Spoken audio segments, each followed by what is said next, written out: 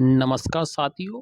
हिंदी शिक्षण वीडियो के अति महत्वपूर्ण सवालों की सीरीज शुरू हो चुकी है। आप वीडियो को लाइक करें, चैनल सब्सक्राइब जरूर करें।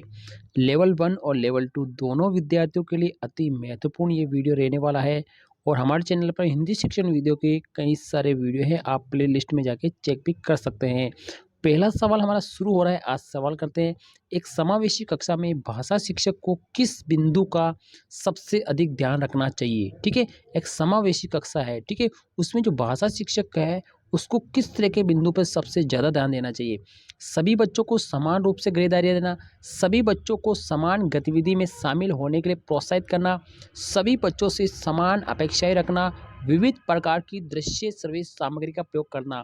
तो समावेशी कक्षा में भाषा शिक्षक को विभिन्न प्रकार की दृश्य और श्रव्य सामग्री का उपयोग करना चाहिए। चौथा ऑप्शन इसमें करेक्ट रहेगा। अगला सवाल है, चॉम्स्की के अनुसार कौन सा कथन सही है? चॉम्स्की के अनुसार कौन सा कथन सही है? बच्चों के भाषा सीखने की जन्मजात क्षमता होती है, बच्चों में भाषा सीखने की जन्मजात क्षमता नहीं होती है, बच्चों में भाषा सीखने की अक्षमताएं बहुत सीमित होती है, बच्चों को व्याकरण सिखाना जरूरी है। तो चॉम्स्की ने एक ही बात कही है कि बच्चों में भाषा सीखने की जो जन्मजात क्षमता होती है, ये पहला ही ऑप्शन इसमें राइट रहेगा। आपके लिए करेक्ट आंसर पहला रहेगा। अगला है, भाषा अर्जित करने की प्रक्रिया में किसका महत्व सर्वाधिक है? यानी भाषा सीखने अर्जित करने में की प्रक्रिया में किसका महत्व है वो सबसे ज़्यादा है? भाषा कक्षा का, भाषा प्रयोगशाला का, पाठ्य पुस्तक का, समाज का?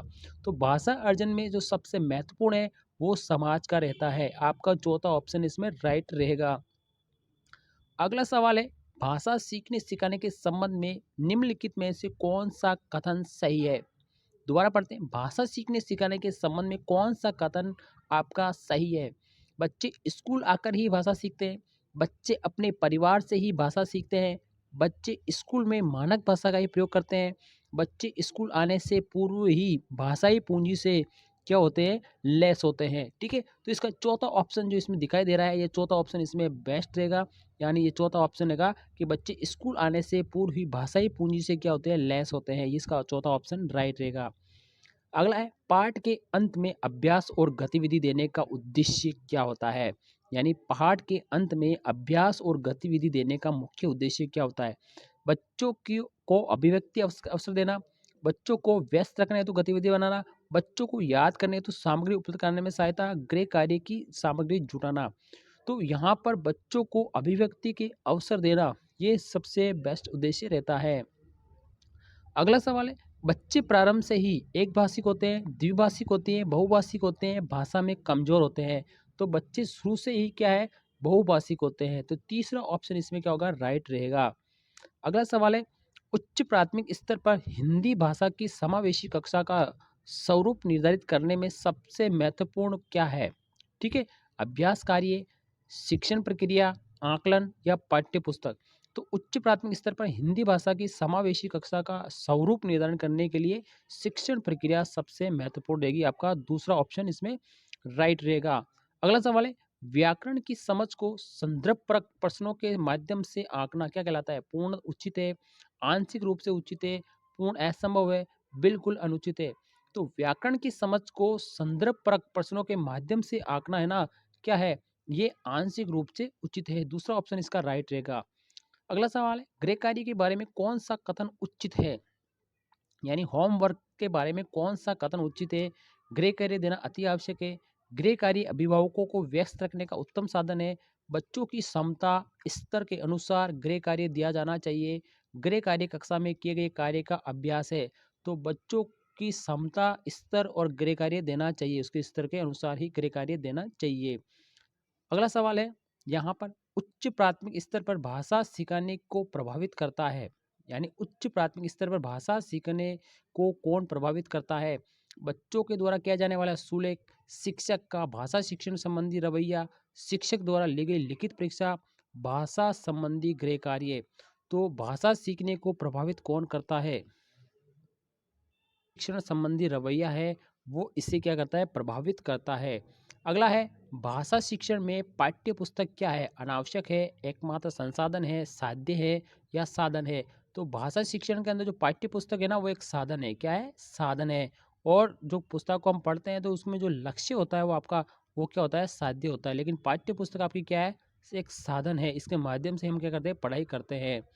अगला सवाल है, बोलना कौशल में सबसे महत्वपूर्ण क्या है? मधुर वाणी, संदर्भ और स्थिति के अनुसार अपनी बात कह सकना, स्पष्ट और शुद्ध उच्चारण, अलंकारिक भाषा का प्रयोग। तो बोलने में क्या होना चाहिए, बोलने का जो कौशल होगा उसमें स्पष्ट और शुद्ध उच्चारण होना चाहिए। आपका तीसरा ऑप्शन इसमें क्या रहेगा, राइट रहेगा। अगला सवाल है, कहानी सुनाने से बच्चों की कल्पना शक्ति और चिंतन शक्ति का विकास होता है, बच्चे प्रसन्न होते हैं, बच्चे कक्षा में एकाग्रचित होकर शांत बैठते हैं, बच्चे अनुशासित पढ़ते हैं। तो कहानी सुनाने से बच्चों की जो कल्पना शक्ति और चिंतन शक्ति है उसका क्या होता है, विकास होता है। तो इसमें दो चीज़ें बढ़ती है, इसका विकास होता है। पढ़ना क्या है, पढ़ना यानी रीडिंग क्या है, पढ़कर अर्थ समझना, ये ही आप पहला ही ऑप्शन इसका राइट रहेगा। पढ़कर अर्थ समझना ये क्या होता है, पढ़ना होता है। ठीक है, अगला सवाल है, प्राथमिक स्तर पर कौन सा भाषा शिक्षण का उद्देश्य नहीं है, यानी प्राइमरी लेवल पर भाषा शिक्षण का कौन सा उद्देश्य नहीं है? विभिन्न संदर्भों में भाषा का प्रभावी प्रयोग करना, स्पष्टता और आत्मविश्वास के साथ अपनी बात कहना, वर्णमाला को क्रम से कंठस्थ करना, ध्वनि संकेत चिन्हों का संबंध करना। तो उद्देश्य कौन सा नहीं है? ठीक है, तो यहाँ पे वर्णमाला को कंठस्थ करना ये भाषा शिक्षण का उद्देश्य नहीं होगा। ठीक है, आप कंठस्थ करने से किसी चीज़ को नहीं सीख सकते हैं। यहाँ पे अगला है, भाषा कौशलों के संदर्भ में कौन सा कथन उचित है? यहाँ पे है, भाषा कौशल के संदर्भ में कौन सा कथन उचित है? भाषा कौशलों के विकास में अभ्यास की अपेक्षा भाषिक नियमों का ज्ञान जरूरी है। ठीक है, विद्यालय में केवल पढ़ना लिखना कौशलों पे बल देना चाहिए। बच्चे केवल सुनना बोलना पढ़ना लिखना कौशलों क्रम से ही सीखते हैं, तो ये सबसे होगा। ठीक है, सबसे बेस्ट रहेगा। बच्चे केवल पहले सुनेंगे फिर बोलेंगे फिर पढ़ेंगे और लिखेंगे, ये भाषाई कौशल का क्रम होगा, तो बच्चा सबसे अच्छा शिक्षण प्राप्त करेगा यानी अधिगम कर पाएगा। अगला सवाल है, पाठ में दिए गए चित्रों का उद्देश्य क्या होता है? चित्र अमूर्त संकल्पनाओं को समझने में सहायता करते हैं। चित्रों से पाठ्य पुस्तक आकर्षक बनती है। चित्र पाठ की शोभा बढ़ाते हैं। पाठ्य पुस्तक में चित्र देने का प्रचलन है। तो पाठों में जो चित्र है ना उसका मुख्य उद्देश्य क्या होता है, ये क्या करते हैं, चित्र अमूर्त संकल्पनाओं को समझने में क्या करते हैं, सहायता प्रदान करते हैं। इसका पहला ही ऑप्शन आपका क्या रहेगा, राइट रहेगा। साथियों, किस तरह के क्वेश्चन है आप जरूर कमेंट करके जरूर बताना है। उपचारात्मक शिक्षण की सफलता निर्भर करती है उपचारात्मक शिक्षण की सामग्री पर, भाषिक नियमों के ज्ञान पर, समय और अवधि पर, समस्याओं के कारणों की सही पहचान पर। इसका चौथा ऑप्शन राइट रहेगा, समस्याओं के कारणों की सही पहचान वाला चौथा ऑप्शन इसमें राइट रहेगा। अगला है, भाषा के अभिव्यक्तात्मक कौशल कौन से हैं? तो भाषा के 4 कौशल होते हैं, LSR W। ठीक है, तो अभिव्यक्ति किस में होती है, बोलने और लिखने में होती है, तो आपका सी ऑप्शन राइट रहेगा। अभिव्यक्ति बोलने और लिखने में ही होती है। ठीक है, इसके अलावा आपका जो सुनना और जो बोलना होता है, एक तो सुनना और पढ़ना, ये क्या होता है, ये ग्रहयात्मक कौशल होते हैं। ठीक है, अगला है, हिंदी की कक्षा में प्राय हिंदीतर भाषी शब्द हिंदी सीखने में अनेक कठिनाइयों का सामना करते हैं। क्यों करते हैं? प्राय हिंदी और उसकी मातृभाषा की संरचना में क्या होता है, अंतर होता है। इसका पहला ही ऑप्शन राइट रहेगा। तो ये हिंदी शिक्षण वीडियो के अति महत्वपूर्ण यहाँ पे 20 सवाल की सीरीज थी। आपको वीडियो कैसा लगा, वीडियो को लाइक शेयर जरूर करें।